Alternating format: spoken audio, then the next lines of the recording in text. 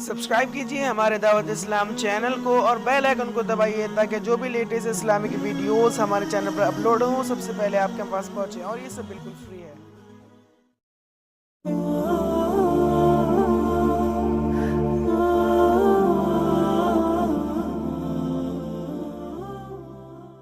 ہمیں اپنے ماحول کی صفائی کی تلقین کی گئی، جہاں ہم رہتے ہیں وہ گھر ہے تو اس کو صاف کرنے کی تلقین کی گئی ہے، وہ ہمارا محلہ ہے تو اس کو صاف رکھنے کی تلقین کی گئی ہے، ہماری گلیاں، ہمارے بازار، ہمارے شہر، ہماری بستیاں یہ ایک خوبصورت منظر پیش کر رہی ہوں، صفائی ستھرائی اور پاکیزگی اور طہارت کا ایک مرقع دکھائی دے۔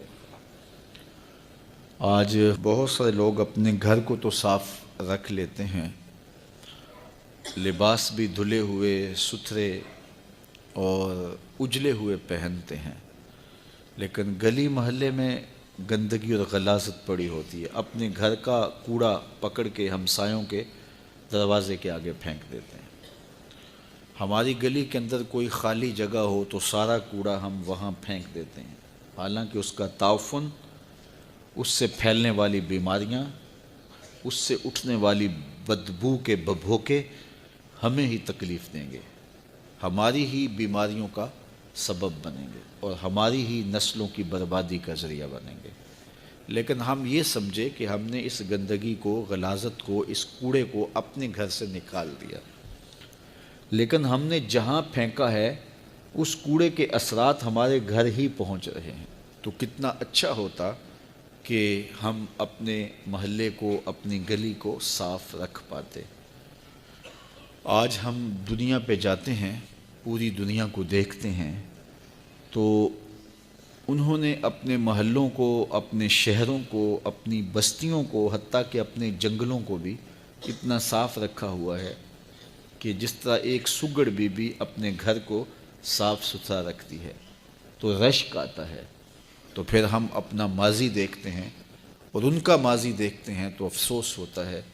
ایک زمانہ تھا کہ یہ صفائی اور ستھرائی مسلمانوں کا شعار تھا، اور ہمارے محلے، ہماری بستیاں، ہمارے شہر صاف ستھرے بھی ہوتے تھے اور پاکیزہ بھی ہوتے تھے۔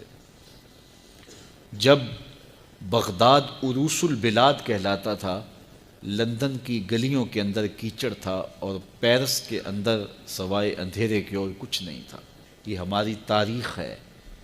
جب یورپ غسل کرنے سے آشنا نہیں تھا، ہم نے مسجد کرتبہ کے آس پاس 10,000 حمام بنائے تھے۔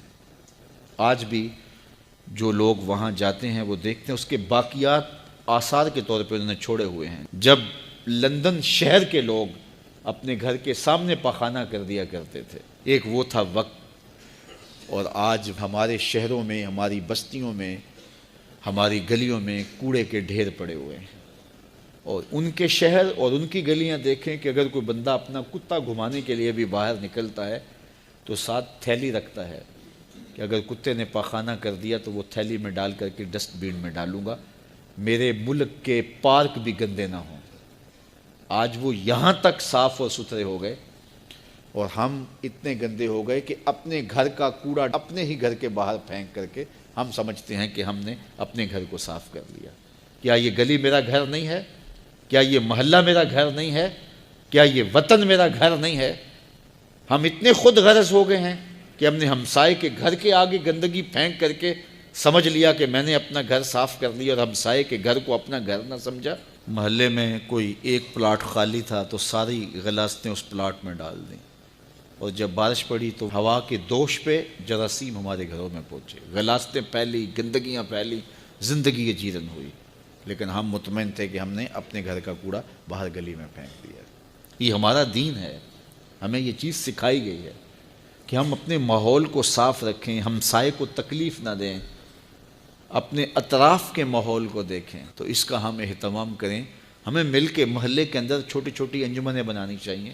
8 دن کے بعد چھٹی ہوتی ہے تو ہم نالیاں صاف کر لیں، گلیاں صاف کر لیں، اس سے ہمارے گھر صاف ہوں گے، ماحول میں پاکیزگی ہوگی تو خیالوں میں طہارت آئے گی، ہماری صحت پر اس کے اچھے اثرات مرتب ہوں گے۔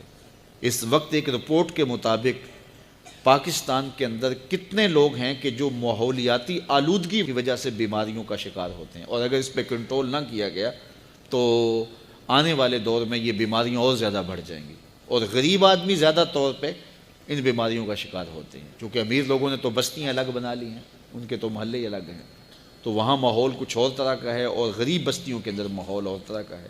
تو کیا غریب مل کر کے ہم آپس میں بانٹ کر کے کام نہیں اپنے ذمہ لے سکتے، اور ایک اچھا اور ستھرا اور پاکیزہ ماحول ترتیب نہیں دے سکتے؟ اور ہم اگر پیسہ خرچ نہیں کر سکتے تو اپنے ہاتھ سے 8 دن کے بعد ہم تفصیلی اپنے محلے کی، اپنی گلی کی صفائی کر لیں، تو اس سے کتنا ستھرا اور پاکیزہ ماحول ترتیب پائے گا۔ لیکن ہم تھڑیوں کے اوپر بیٹھ کے گپے ہانک لیں گے، یہ کچھ نہیں کریں گے۔